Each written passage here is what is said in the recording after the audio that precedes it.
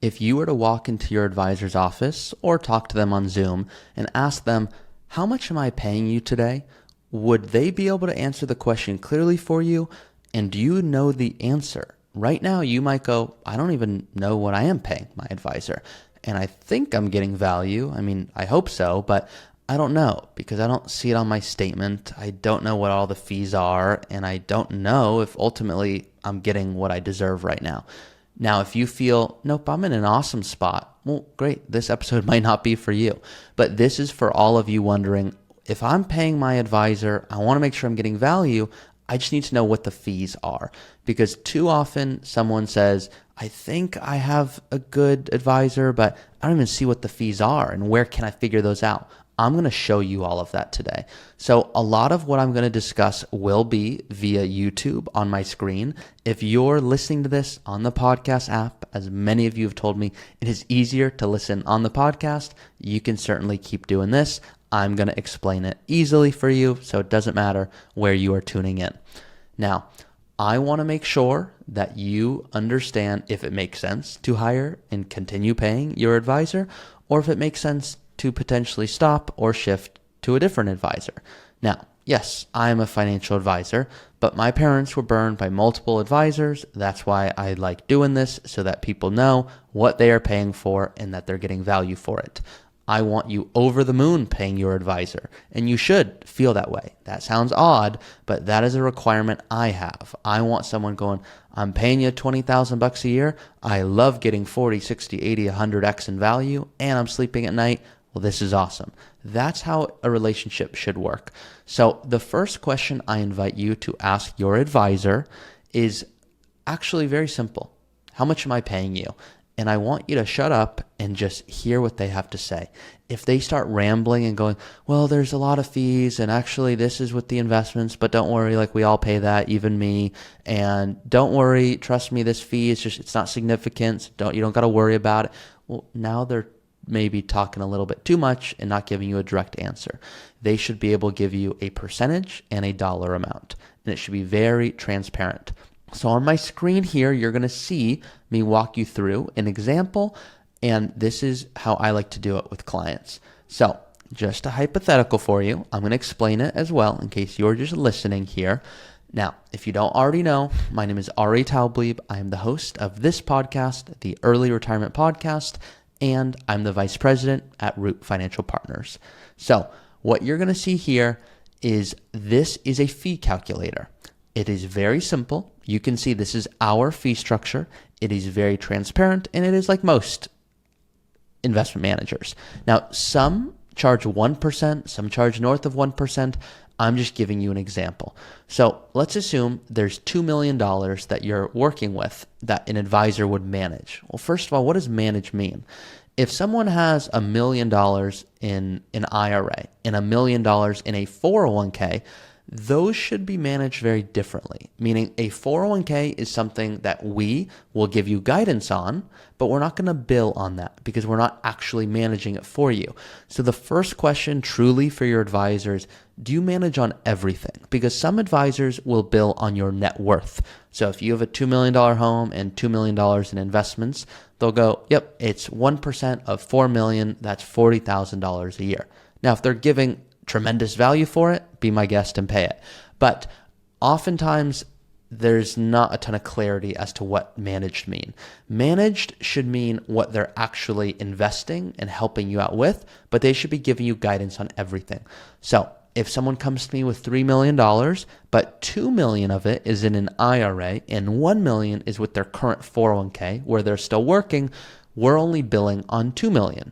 That annual fee is $17,500 a year, and 1/12 of that fee comes out of the account every month. The reason we do it this way is because when my parents were at Wells Fargo, they were told they had to be there for 3 years, and after 1 year, they wanted out because they didn't feel there was sufficient value, and they couldn't leave. They ended up leaving through different means, and it was a hassle, but they were able to do it, and that is not how a relationship should work. You should be hiring an advisor going, I'm going to pay you gladly, but you have to be justifying the fee through peace of mind, through value, through many, many different means. And I had a previous episode, if you have not seen it, where I have a few episodes. I have one called, Am I Crazy for Paying $30,000 a Year to an Advisor? And I have another episode where I go, Should you manage your own money? And I go into detail on all of this in addition to hidden fees. I like talking about this. I am the weird advisor that believes in this level of transparency. So you can see here the annual fee percentage is 0.88%. So the question is, can an advisor add value in excess of this? Now, one of the reasons I'm not loved in the advisor world, and I'm going to explain it as well as showing it on my screen, is I will generally say on some of my videos, sometimes at the end, I'll say, if you want a traditional advisor, someone who's going to help you rebalance, pick this stock instead of that one, and when to collect Social Security, I'll say, don't hire me, and I don't think you should hire any advisor because I don't believe they can justify the fee. Now, Fidelity's like, Ari, you got to stop saying that. And Schwab is like, hey, when you say that, you hurt my business, and my clients watch your videos, and now they're asking questions, and they listen to the podcast. And I go, look, I'm really sorry, but that's not my problem. I need to add significant value in excess of the fee, or no one should ever pay me, and it is that simple. So the point here is what we do goes much deeper: tax, purpose, insurance, estate, healthcare, withdrawal. We do planning to a different degree, but I want you to ask your advisor, hey, what am I paying all in? So I want you to say that word. What am I paying all in? So the first thing you're going to do is say, hey, what am I paying? Engage their answer. If they say you're paying $17,500 a year, you'll go, great. That's very simple. I would love to understand more as to the value for that. Great. Like, you can keep it, you don't have to be mean. You can be very, be straightforward. I was looking for the word candor there. I was thinking of canter for some reason. I don't know why. So what I want you to do next is go, what is the all-in cost? And they're going to go, all in? And you're going to go, yeah, what's the all-in cost? Meaning of all the investments I own. And they might tell you. They might go, oh, that's included. They might kind of beat around the bush a little bit. But I'm going to show you an example of someone that we work with today that went through this type of process when I had them ask these questions. So you're going to see it on my screen, but you're also going to hear me explain it. So this couple came and they had $4.4 million, and they were paying 1% per year. So 1% on 4.4 million is $44,000 a year. And I said, hey guys, that's awesome. I have clients paying north of that and they're getting way more value. So totally get you're paying that. Do you feel you're getting that value? And they go, no, I feel like I'm getting the kind of first three of things you talk about with, yeah, they rebalance and they're telling me what stocks to buy. They're actually giving me some good guidance on when I should collect Social Security, but I'm not getting tax help. They're not telling me if I need health insurance and long-term care. They're not telling me if I should do charitable giving in a different way. They're not telling me which account to pull from. I said, that's okay. Let's talk further.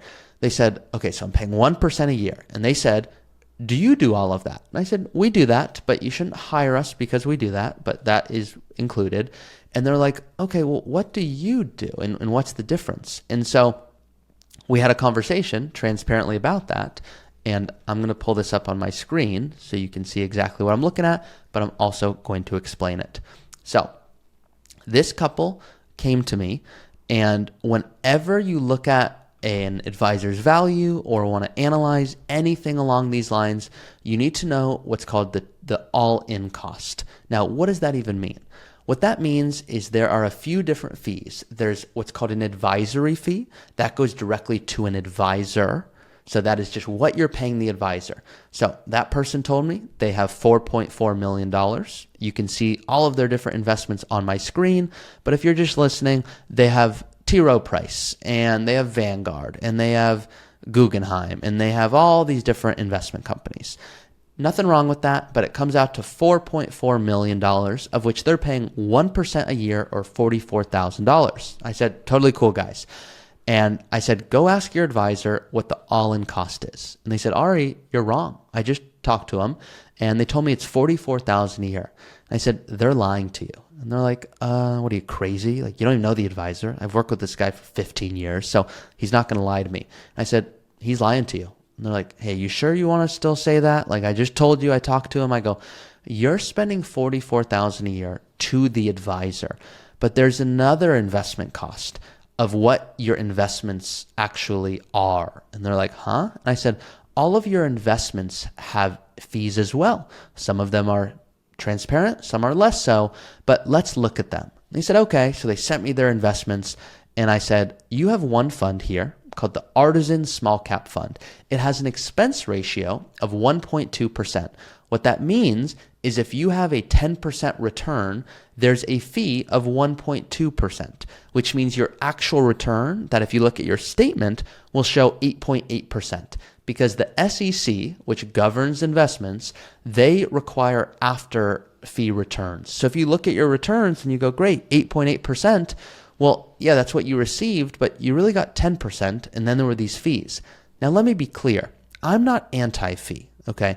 You are not anti-fee. I can promise you that, because you've been paid in a career your whole life, and you've been paid a fee. That's what a salary is. Sometimes this word fee gets a bad rep because people go, I don't want to pay hidden fees. I'm like, I don't want you to either. But you've been paid a fee for your career your whole life. You deserve to be paid it. So everyone deserves to make money. I'm not against that. If you could prove to me that this one fund that has a fee of 1.2% could outweigh the fee by the performance, I would say I want you to own that thing.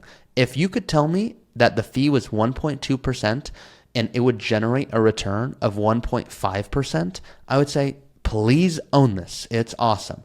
But the problem is there are years it will outperform and there will be years it underperforms. And what happens is there are years it underperforms and you're assessed the fee. So not only are you hit with the underperformance where the fund didn't do well, but you're now hit with the fee on top of that. And that can eat into returns in a major way. So this particular couple, you can see it on my screen, but I'm explaining it. They have hidden fees of $35,000 a year, meaning they are paying an advisor $44,000 and the investments they own cost $35,000. Some of this, they start freaking out. They're like, Ari, oh my gosh, you're telling me I've been paying this amount every year. I go, don't beat up your advisor too much, because a large portion of what you have is in your 401k where you have limited options. Have they given you guidance on that? And they go, no, they only told me what to do with investments that they're actually managing for me. I said, well, that's a little bit of a pink flag, because they should be giving you guidance at anything they're not even managing. But you can see here, this is a real number. So they're like, hey, am I spending 35 plus 44,000 a year? I said, yes. And they said, well, that's 80,000 a year. And I said, that's correct. And I have clients spending north of 100,000 a year, and they cannot wait to pay more because they're making way more money because of it. I have other clients, that prospective clients, that want to work with me, and they're like, I can't wait, I'm excited. And I'll say, we can't add value in excess of this. And they're like, why not? I said, well, your plan doesn't allow for that, meaning everything's in a 401k. You already did some of these conversions. You told me what you wanted to spend. You're not losing sleep over your strategy. I'm not sure that you should pay us. I will do both of those. It depends on if someone can add value. So this person's paying 1% a year to their advisor. That's $44,000. We are $32,000. So they said, that's $12,000 less. I'm going to start working with you. I said, don't work with us because we're less. That's like going to the dollar store because it's less. You don't want to do that. You want to ask yourself, is there value? Now, they were not getting guidance regarding tax and withdrawal and insurance and estate. So for them, there was a level of complication. It made sense to shift advisors. They are working with us now. And instead of their investments having a cost of $35,000 a year, I like companies like Vanguard and Dimensional that generally keep income and the cost, the fees very low, but have a great performance and track record. So this should be closer to about $2,000 to $3,000. If I wanted it to be zero, I could do zero. But what we want to make sure we're doing is having an effective portfolio and keeping costs really low without being too low. And I'll use my grocery store example and tell people, hey, why don't you just go to Whole Foods and buy paper plates? And they're like, what are you, crazy? You want me to throw money away? I go, no, I'm just joking, but don't do that, okay? That's active management. The fees are high and there's not a lot of value. Why don't you just go to the dollar store for everything? You're going to be able to eat. And most people go, yeah, but the value is not the best. And I go, that's what we want to start to determine. Could we possibly find a better alternative? And that's our job for our clients. So I've shown you now what is the advisory fee, I've explained what is the investment fee. Those are the two major fees. The only other fees that exist, and every advisor works differently, some advisors will do what's called a flat fee. Hey, Ari, pay me $10,000 a year and just give me guidance. The issue I see with that model, and there's nothing wrong, there's no perfect model, everyone's different, is if someone were to pay me $10,000 a year, my incentive, even if I think I'm a good person, and I believe so, hopefully you believe so too, is to bring on, because this is human nature, I'm a reasonable skeptic, that's just who I am. If I paid someone $10,000 a year, said, watch my money, I know they're going to try to take on as many clients as possible at $10,000 a year. That's how they're going to build revenue. They're not going to be proactive to me. They don't have an incentive. I pay them $10,000 a year. Their incentive is to keep me happy. So they're going to talk to me when I reach out, and they're not going to go, hey, Ari, let's have another 2-hour chat about Social Security because it could have a $500,000 impact on your plan. They might talk to me about it up front, but we didn't spend a ton of time on it. They would rather go try to find a new client and make another $10,000 a year. Now, I'm not against them feeding their family and going on vacation, but I want to make sure that any of my advisors can be proactive with you and that there's no limit to how often they speak. So our philosophy is very simple. We believe we are paid very fairly. We believe that you've done a good job saving, investing. We want to add significant value. We generally can only do that by doing everything: tax, estate, healthcare, withdrawal, insurance.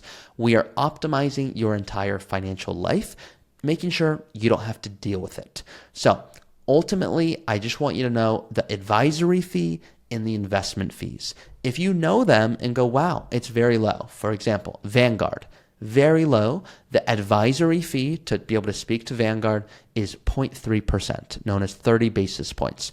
That's awesome. But if we're just getting investment guidance without tax and withdrawal and healthcare and all these other things, sometimes it makes sense to maybe go to Trader Joe's as opposed to the dollar store. But I don't necessarily need that person to go to Whole Foods and buy paper plates.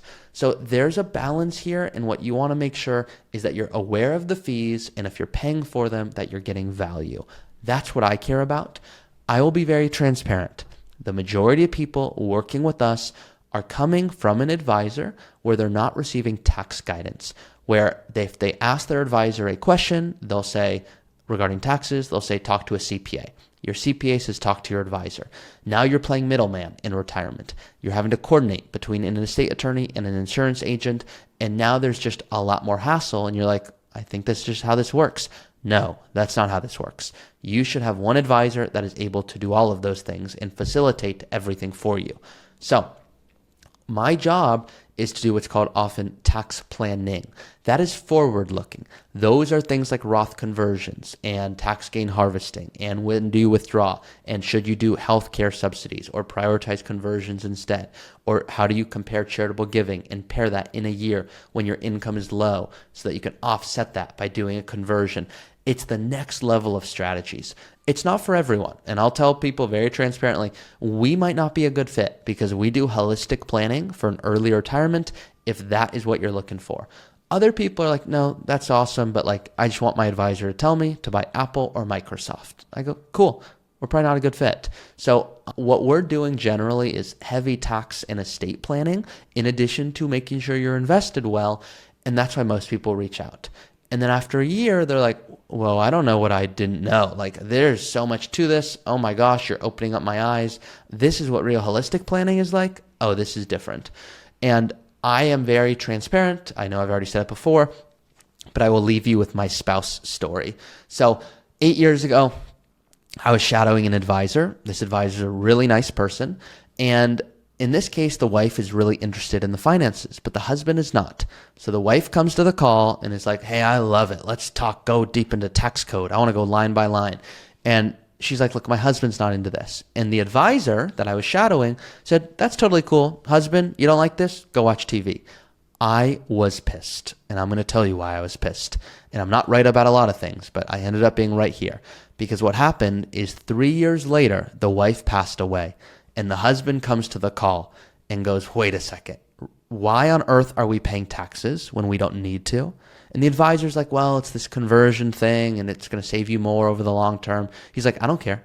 I'm not paying taxes now if I don't need to pay taxes now. Help out kids? No, I just said that because my wife was around. So now, because both spouses were not on the first few initial meetings, the whole planning and process is getting thrown by the wayside on what this wife largely worked very hard to accumulate. Now, they both worked hard, but the wife was mainly doing it, and there was a divorce and other crazy stuff. But the point here is I require your spouse is on our meetings. Other advisors are nicer, and they'll go, nope, you're the breadwinner and you've been managing the finances and you're a good team. I can tell your wife doesn't want to be on it or your husband doesn't want to. That's cool. I'm not cool with that, because if something happens to you, I need to make sure your spouse or partner knows where to go. Now, I recognize that you're humans and not robots, and there will be certain meetings that your spouse just won't want to be on. I get that. And I'll offer a meeting to be recorded and say, there's going to be a 10-minute bit here. I need them to rewatch this after.